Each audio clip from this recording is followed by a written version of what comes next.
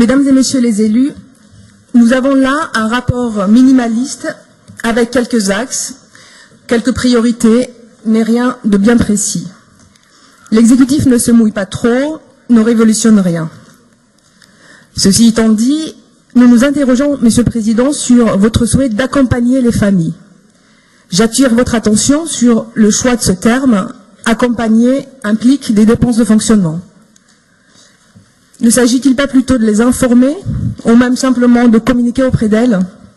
Et là, évidemment, nous craignons que cette information essentielle, celle de savoir vers quoi orienter son enfant, devienne une simple publicité électoraliste auprès des jeunes et de leurs familles. On commence à bien vous connaître, on ose alors le penser. Je souhaite, Monsieur le Président, rebondir sur ce rapport, sur l'orientation, pour parler plutôt de formation.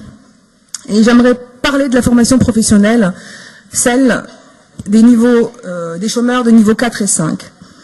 Les élus ont pu remarquer, depuis le début de ce mandat, que la politique formation évolue dans un contexte de forte baisse.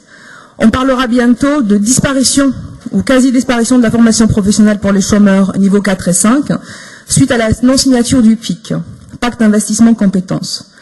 C'est une catastrophe. Notre région a perdu l'occasion de gérer plus de 650 millions d'euros pour la période 2019-2022, sous des prétextes que je ne citerai pas par manque de temps, mais qui ne sont pas suffisants pour justifier une telle erreur. Force est de constater que la majorité gère de façon irresponsable le budget formation.